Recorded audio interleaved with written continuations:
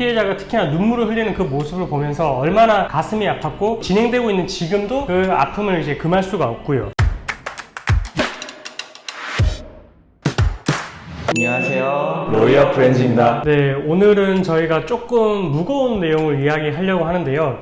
박 변호사님 혹시 일명 부경대 사건이라고 이제 알려진 사건이 있는데 그 사건 혹시 들어보셨어요? 그쵸, 올해 초에 한번 난리가 났었던 사건이죠. 네, 그래서 그 사건 내용을 제가 간단하게 말씀을 드릴 텐데 일단은 로이어 프렌즈 저희가 이제 부경대 사건의 피해자 변호사로 들어가 있고 그리고 지금 그 절차가 진행 중인데 일단 간단하게 내용을 말씀드리면 어떻게 보면 이제 예전 연인이에요. 가해자가 이제 남자친구였고 그리고 이제 피해자가 지금 이제 어쨌든 헤어진 여자친구인데 근데 이 둘 사이가 좀 원만하게 헤어지진 않았어요. 우리가 소위 말하는 데이트 폭력도 이제 껴있고요. 그래서 사귀는 동안 뭐 폭행도 있었던 것 같고 그리고 뭐 헤어짐을 요구를 했을 때 이제 거기에 대해서 헤어지지 못하도록 협박적으로 그런 내용도 좀 있고요. 그리고 무엇보다 좀 더 어떻게 보면 되게 안타깝고 자극적이라고 할 수 있는 게 이 둘이서 이제 스킨십 했던 내용을 그 영상을 촬영을 했다가 그 영상을 피해자인 여자 집 앞에 준 거예요. 프린터로 뽑아서. 그렇죠. 그래서 그거를 누가 목격을 하게 했느냐? 부모님이 목격을 하게 했어요. 거기 밑에다가 이제 글도 써놨었잖아요. 그렇죠. 굉장히 그 피해자에게 모욕적인 그런 말들을 써놔가지고. 그렇죠. 그래서 그 내용을 혹시나 또 부모님이 못 봤을까봐 연락을 직접 가해자가 해가지고 재확인이네. 그거 확인하셨느냐 이렇게 이제 말을 했던 어떻게 보면 되게 다시는 있어서도 안 되는 좀 엽기적인 사건이고 정말 제가 변호사로서 많은 사건을 다뤄봤지만 특히나 피해자의 대리인으로서 이런 사건은 정말로 보통 거의 처음인 경우라고 볼 수가 있거든요. 저도 이제 이 내용을 듣고 나서 피해자와 이야기를 하고 나서 피해자가 특히나 눈물을 흘리는 그 모습을 보면서 얼마나 가슴이 아팠고 진행되고 있는 지금도 그 아픔을 이제 금할 수가 없고요. 그래서 그 사건에서 문제가 되고 있었던 게 일단은 이 사건에 대해서 경찰에서 먼저 나섰어요. 왜냐하면 이제 혐의가 좀 중해 보이니까 먼저 이제 경찰청에서 나서서 절차가 진행이 됐고요. 진행이 되는 과정에서 일단은 뭐 문제가 되는 사건이 있으면 확인을 해봤을 거 아니에요. 그렇죠. 예, 그래서 이제 저희 측 피해자가 먼저 이제 이야기를 하고 왔고 거기에 대해서 가해자 측이 확인을 해봤는데 가해자가 여기에 대해서 부인을 한 거예요. 일부 부인이죠. 예. 근데 어쨌든 모든 사실에 대해서 인정을 하고 반성을 하는 게 아니라 오히려 그건 아니다. 자기는 이제 합의하에 찍은 것이고 어쨌든 이 모든 것에 대해서 자기는 전부 인정할 수는 없다. 이렇게 이제 말을 했던 거예요. 특히나 이 문제가 됐던 게 이 가해 학생이 지금 소년법이 적용되는 나이예요. 소년법에 대해서 되게 논란이 많잖아요. 그렇죠.